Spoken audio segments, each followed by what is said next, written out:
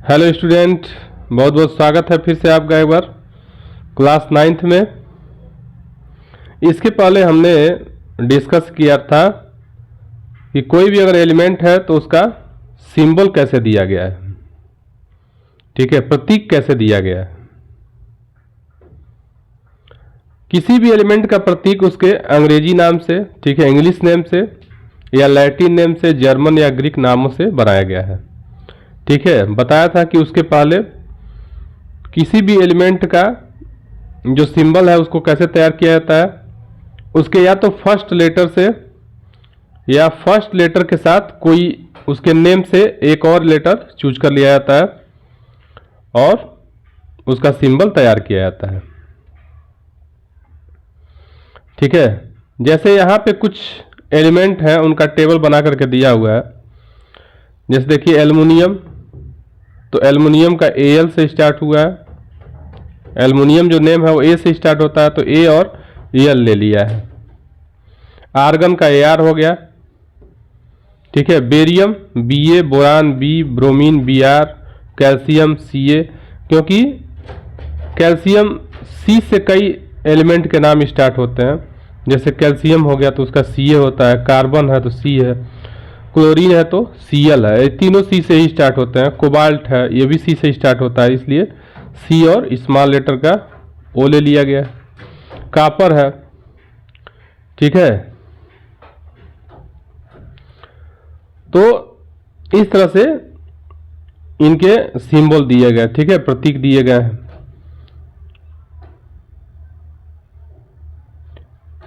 कुछ ऐसे भी एलिमेंट हैं जिनके लैटिन या ग्रीक नेम भी दिए गए हैं। जैसे पोटेशियम है, पोटेशियम का कैलियम होता है, ठीक, इसलिए उसका के ले लिया गया है। सोडियम है, उसका नेट्रियम होता है, इसलिए उसका एन ले लिया गया है। ठीक है, आयरन है, उसका फेरम होता है, इसलिए एफ ले लिया गया है। ठीक है, इस तरह से कई ऐसे और एलिमेंट हैं जिनके नाम को उनके लैटिन नेम से लिया गया है। गोल्ड है, उसका एयू होता है, ऑरम होता है उसका, ठीक है। सिल्वर है, उसका एजी लिया गया, अर्जेंटेनम होता है। चलिए अब अगला टॉपिक हमारा है परमाणु द्रव्यमान क्या होता है। ठीक है, एटॉमिक मास क्या है। देखिए किसी भी पदार्थ का द्रव्यमान क्या होता है, सबसे पहले ये समझ लीजिए, तो परमाणु के द्रव्यमान को भी समझने में आसानी होगी। किसी भी पदार्थ का जो द्रव्यमान होता है वह उस पदार्थ में उसकी मात्रा को व्यक्त करता है। ठीक है, mass is the measurement of the quantity of matter, आप पढ़े होंगे। और किसी भी पदार्थ के मास का मेजरमेंट कैसे हम करते हैं, यहाँ एक सिंबल दिया हुआ है, ठीक, और इस प्रतीक में क्या समझाया गया है, एक यहाँ पे एक तरबूज ले लिया है और उसको 12 भागों में काट दिया गया है, और एक तराजू लिया है, ठीक है, बैलेंस लिया है। और हम कैसे मेजरमेंट करते हैं, एक तरफ हम वेट रख देते हैं और दूसरे तरफ जिसको तौलना रहता है उसको रख देते हैं। तो यहाँ पे इसने क्या किया है, उस तरबूज के 12वें भाग को रख करके और जिस चीज को तौलना है, जैसे कोई फल अगर तौल रहा है, ठीक है, तो उस फल को इधर दिखाया है कि यहाँ एक फल तौला जा रहा है।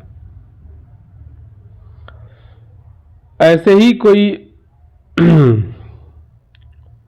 कोई भी सब्जी बेचने वाला या फल विक्रेता जो होता है वो भी क्या करता है, किसी की एक स्टैंडर्ड, एक स्केल का यूज करता है, जैसे 1 kg या 2 kg का यूज करता है।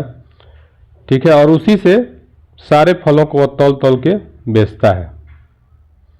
ठीक है, एक कॉन्सेप्ट यहाँ पे दिखाया जा रहा है, समझाया जा रहा है आपको कि कोई भी फल है या कोई भी सब्जी है, उसके पास क्या होता है, एक बाट होता है, 1 किलो होता है, या एक या 2 किलो के बाट होते हैं उसके पास, और उसी को रख करके वो सबका मेजरमेंट करता है और तौल करके देता है। इसी तरह से एलिमेंट के लिए भी यूज किया जाता है। जितने भी एलिमेंट आपके हैं, ठीक, सबको क्या किया गया है, कार्बन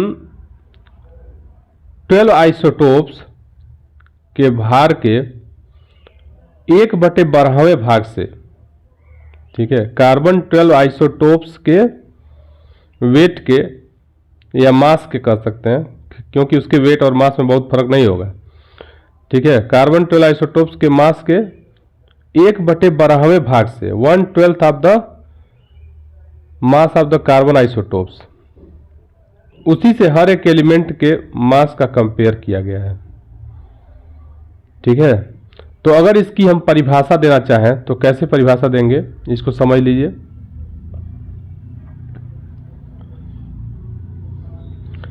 किसी भी तत्व का परमाणु द्रव्यमान, ठीक है, वह संख्या है जो यह व्यक्त करता है कि उस तत्व का एक परमाणु, ठीक है, कार्बन 12 समस्थानिक के 1/12वें भाग से कितने गुना भारी है, ठीक है। एक बार फिर से सुन लीजिए, समझ लीजिए। किसी भी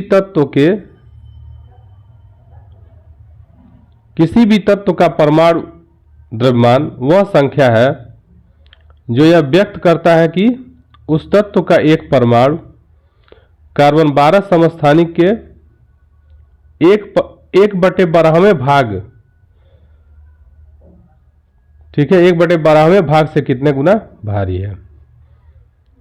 इसको रटने की जरूरत नहीं है, बस ये समझ लीजिए कि जैसे तरबूज था और उसको 12 भाग में काट दिया गया ना, तो एक भाग को क्या कहेंगे, 1/12वां भाग नहीं कहेंगे। ऐसे ही कार्बन 12 आइसोटोप्स जो होता है, ठीक है, अभी बताएंगे आइसोटोप्स क्या होते हैं। कार्बन 12 आइसोटोप्स एक परमाणु होगा, ठीक है, उसके 12 भाग काट दीजिए, 1/12वें भाग से हर एक एलिमेंट के एक परमाणु का कंपेयर किया गया है, तुलना किया गया है, और देखा गया कि वह कितना भारी है। अगर 2 गुना है तो उसका 2 रख दिया गया, अगर 1 गुना है तो 1 रख दिया गया। जैसे हाइड्रोजन 1 गुना है तो 1 रख दिया गया। समझ में आ रहा है।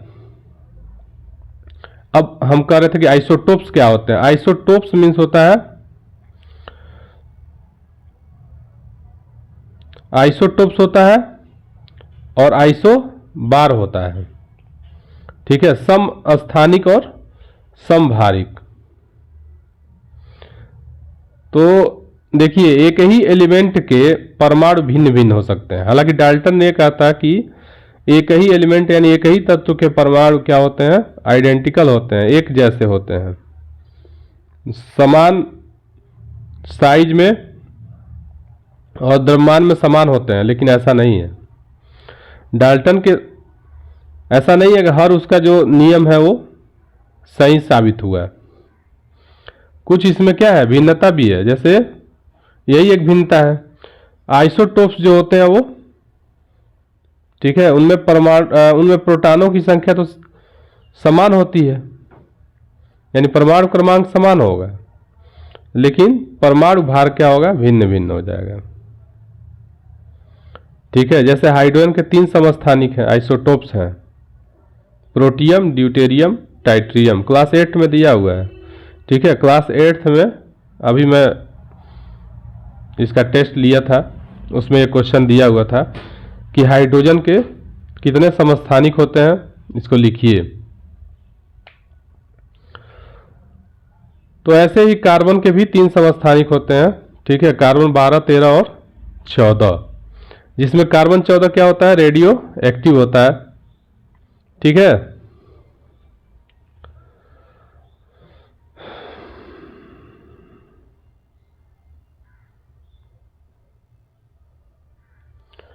चलिए,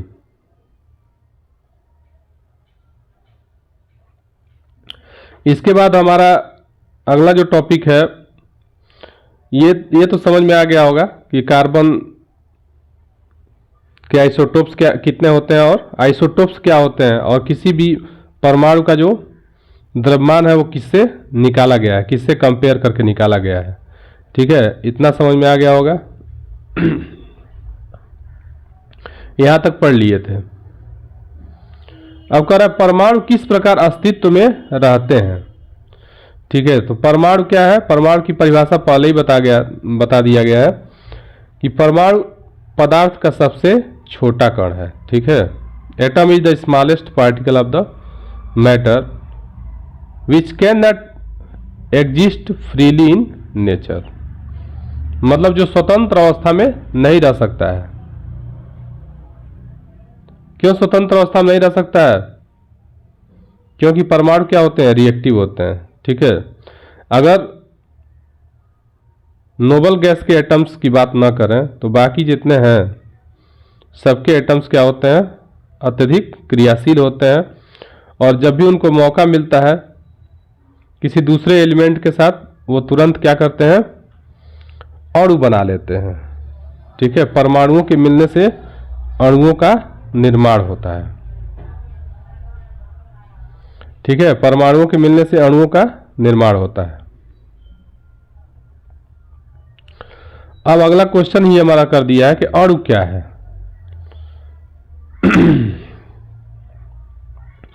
तो जब दो या दो से अधिक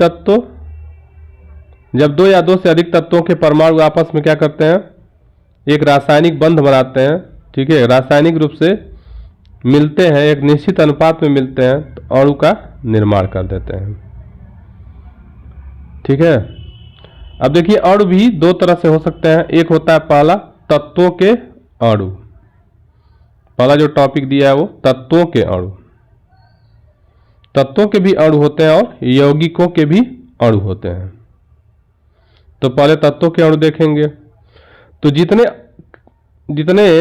अक्रिय हैं वो मोनोएटॉमिक होते हैं। वो मॉलिक्यूल उसको बनाने की कोई ज़रूरत ही नहीं है, क्योंकि वो खुद क्या है, स्थायी है। जैसे आर्गन है, नियान आर्गन, हीलियम इत्यादि, हीलियम, नियान आर्गन, क्रिप्टन, जेनान, ये सब है। जेनान हालांकि नहीं है, जेनान को आप बाद में पढ़ेंगे कि वो किसी किसी कंडीशन में रिएक्टिव भी होता है। लेकिन इनको छोड़ दिया जाएगा, नोबल गैसेस को छोड़ दिया जाए तो बाकी जो है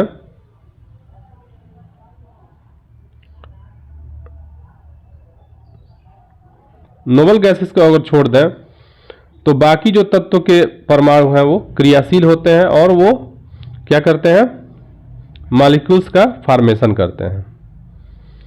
ठीक है, जैसे ऑक्सीजन है O2 बनाता है, हाइड्रोजन है H2 बनाता है, ऑक्सीजन दो अणु बनाता है। ठीक है, O+O गिव्स O2 और इनके बीच में डबल बॉन्ड होगा। ठीक है, बाद में हम पढ़ेंगे कि डबल बॉन्ड क्या होता है, सिंगल बॉन्ड क्या होता है।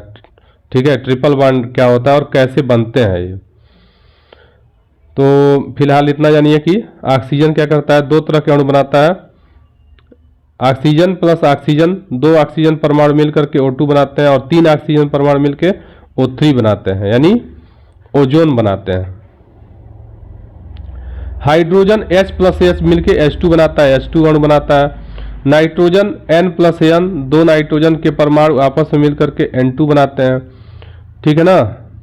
ऐसे देखिए अधातुओं में आर्गन है एक परमाणु, ठीक है, हीलियम एक परमाणु है, ऑक्सीजन द्वि परमाणु है, अभी बताया ना O2 बनाता है। हाइड्रोजन द्वि परमाणु है, H+H H2, N2, नाइट्रोजन भी द्वि परमाणु है, ठीक है, डाई एटॉमिक कहते हैं।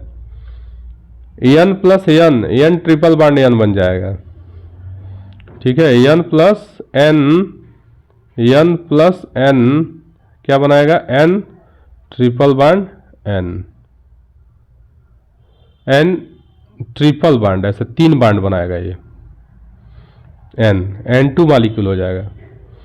ऐसे ही सल्फर जो होता है वो एसेट बनाता है, फास्फोरस P4 बनाता है, सोडियम जो एक परमाणु है धातुओं में, आयरन है एक परमाणु है, एल्युमिनियम एक परमाणु है, कॉपर है एक परमाणु है। ठीक है, तो यानी तत्वों के अणु तक हमने इस लेक्चर में देख लिया है। इसके बाद हमको देखना है यौगिकों के अणु। ठीक है, तो फिर मिलते हैं हम नेक्स्ट वीडियोज में। तब तक के लिए धन्यवाद।